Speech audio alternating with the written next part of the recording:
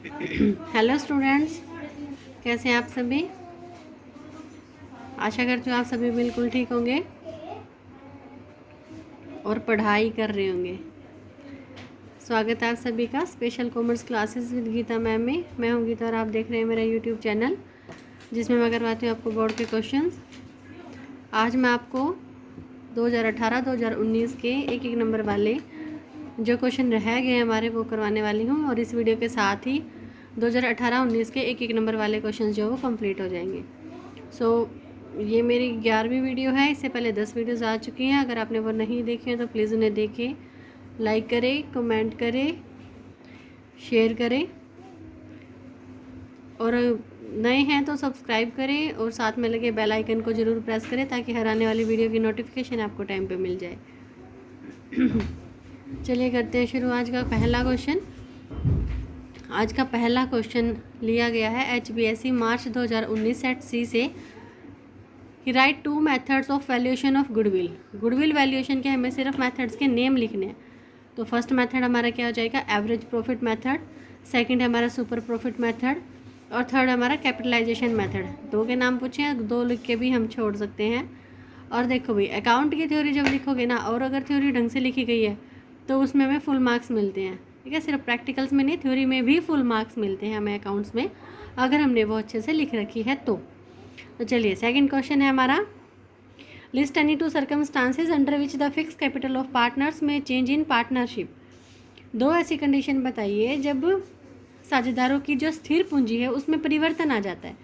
Question है मार्च 2019 के set सी का।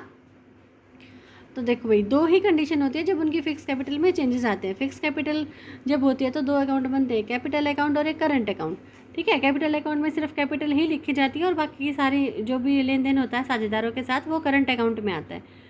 तो फिक्स कैपिटल भी चेंज हो सकती है और दो ही कंडीशन होती है चेंज होने की। सबसे फर्स्ट क्या है, अगर कोई partner during the year additional capital लगा दे, कि जब साझेदारों के द्वारा वर्ष के दौरान अतिरिक्त पूंजी लगाई जाए। और सेकंड है जब कोई पार्टनर ड्यूरिंग द ईयर पूंजी का कुछ पार्ट निकाल ले।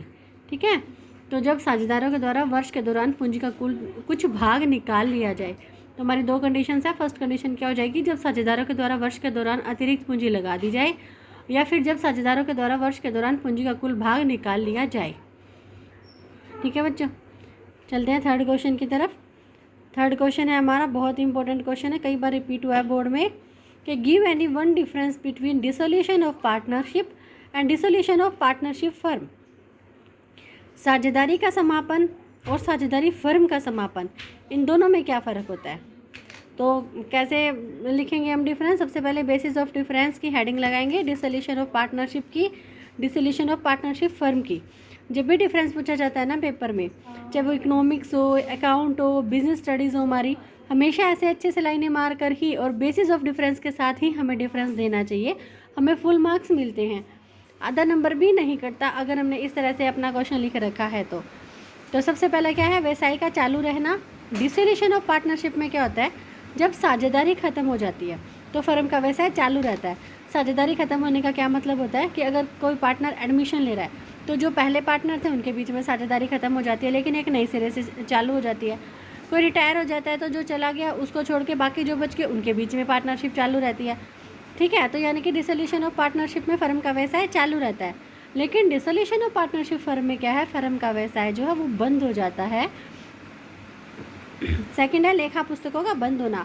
अब जो अकाउंट्स रखती है कंपनी, उसका फर्म जो अकाउंट्स रखती है उसका क्या होता है, डिसोल्यूशन ऑफ पार्टनरशिप में लेखा पुस्तकें बंद करना आवश्यक नहीं है। यानी कि अगर किसी पार्टनर का एडमिशन हो रहा है, रिटायरमेंट हो रही है, तो ज़रूरी नहीं है कि फर्म जो अपने अकाउंट्स बंद कर देगी, वो अपने अकाउंट्स में एक एडजस्टमेंट करके अपने अकाउंट्स को आगे ओपन रख सकती है।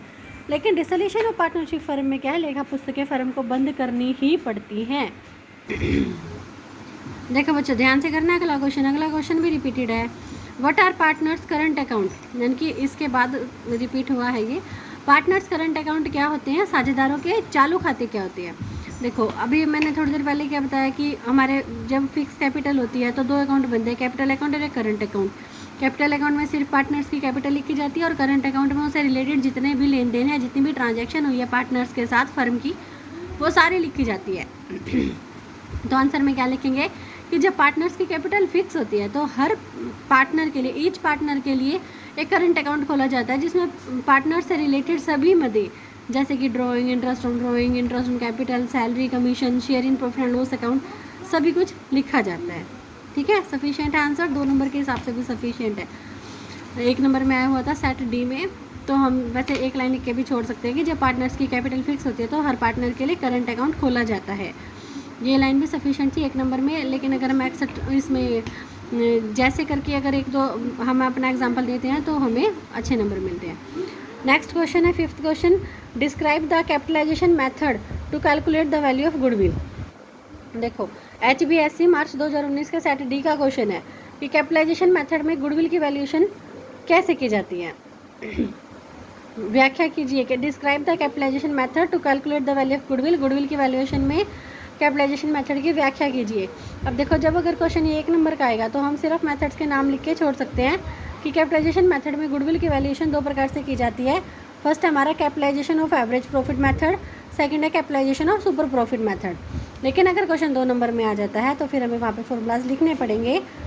हम सबसे पहले क्या लिखेंगे, by capitalizing the average profit. Average profit में क्या होता है भाई, एवरेज प्रॉफिट में सबसे पहले capitalised value of average profit निकाली जाती है, यानी कि फर्म के जो एवरेज प्रॉफिट है उसको निकालने में कितनी पूंजी की आवश्यकता होती। तो इसका फॉर्मूला है average profit multiply by 100 divided by NRR का क्या मतलब है, यहाँ पे normal rate of return. AP है एवरेज प्रॉफिट, NRR है नॉर्मल रेट ऑफ रिटर्न। फिर हमारी गुडविल निकलेगी, इसके बाद हम गुडविल का फॉर्मूला लगाएंगे capitalized value of average profit minus में कैपिटल एम्प्लॉयड। ठीक है, और सेकंड मेथड जो हमारा capitalisation of super profit method, इसका भी हम फॉर्मूला लिख देंगे साथ में, goodwill is equal to super profit multiply by 100 divided by NRR, यानी कि यहाँ पे हम डायरेक्ट ही गुडविल निकाल सकते हैं, super profit multiply by 100 divided by NRR।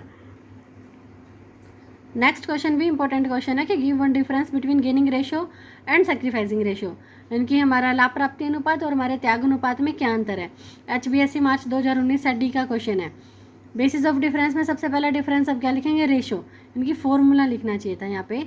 Formula sacrificing ratio का फॉर्मूला क्या होता है, ओल्ड रेशियो माइनस में न्यू रेशियो।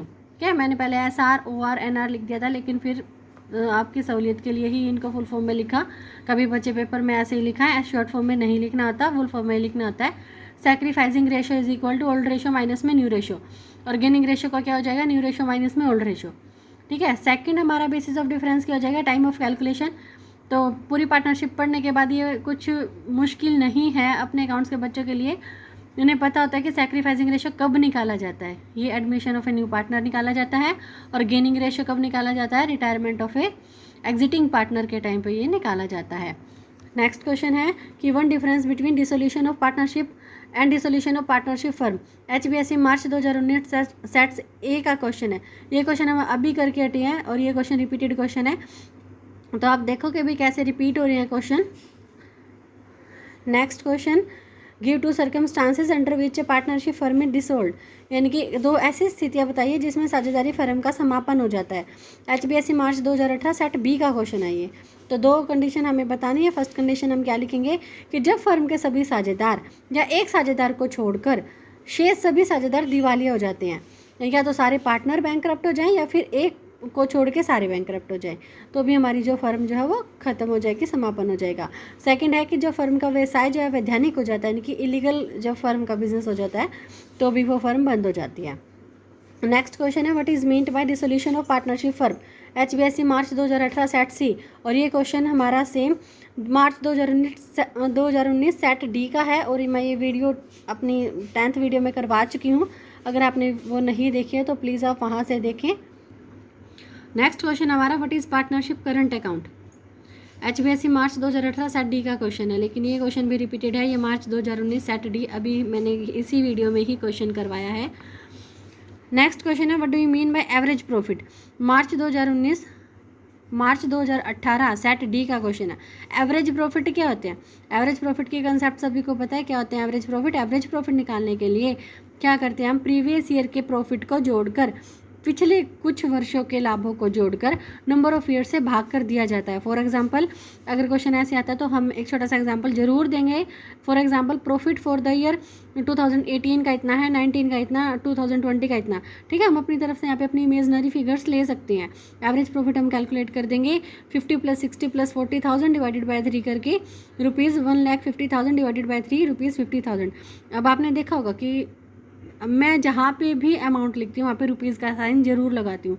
और अकाउंट के बच्चे को भी इन चीज़ों की ना आदत डालनी चाहिए कि प्रैक्टिकल क्वेश्चन करते टाइम या फिर थ्योरी में भी जब जहाँ पे भी रुपीज़ लिख रहे हैं, रुपीज़ में अमाउंट लिख रहे हैं ना, तो वहाँ पे हमें रुपीज़ का साइन जरूर लगाना चाहिए। ओके, छोटी छोटी बातें ही हमारे पेपर की प्रेजेंटेशन को और ज़्यादा इफेक्टिव कर देंगी और हम अच्छे मार्क्स गेन कर सकेंगे फाइनल एग्जाम में। नेक्स्ट क्वेश्चन है one difference between revaluation account और रियलाइजेशन अकाउंट। ये भी मैं अपनी 10th वीडियो में करवा चुकी हूँ। 2018 सेट डी का क्वेश्चन है और ये रिपीटेड क्वेश्चन है। 2019 सेट बी में भी ये क्वेश्चन आया था। तो अब भी आप देखो कि मैंने तो सिर्फ अभी 2 साल के ही पेपर करवाए हैं, 2018 2019। ठीक है, चारों सेट के जितने भी पार्टनरशिप में आए हुए क्वेश्चन है 1 नंबर के और 2 नंबर के, और ये इतने ज़्यादा रिपीट होने शुरू हो गए हैं। तो मैं बार बार बोलती हूँ कि बोर्ड के एग्ज़ाम्स में क्वेश्चन जो है वो रिपीट होते हैं, तो प्लीज़ बोर्ड के पेपर ज़रूर करें, मेरी वीडियोस को ज़रूर देखें, आपका फ़ायदा करने वाली हैं वीडियोस। एक की बजाय 2 बार देखें, इसी में ही सारे कंसेप्ट क्लियर हो जाएंगी।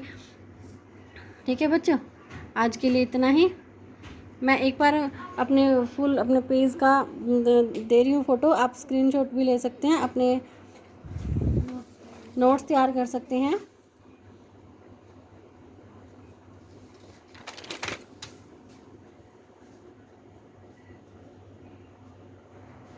या फिर अपनी वीडियो को चालू रख के भी अपने नोट्स तैयार कर सकते हैं। ये तो आपके ऊपर है ना, आप कैसे नोट्स तैयार करते हैं। नोट्स तैयार करते भी हैं कि नहीं करते हैं, इट्स ऑल अबाउट यू। मेरा काम है हेल्प करना, हेल्प कर रही हूँ, अपनी तरफ से पूरी कोशिश कर रही हूँ। अभी थोड़ा सा टाइम है, इतना प्रेशर नहीं है। मैं ट्यूशन्स क्लासेस देती हूँ भाई, अपनी कोचिंग करती हूँ मैं।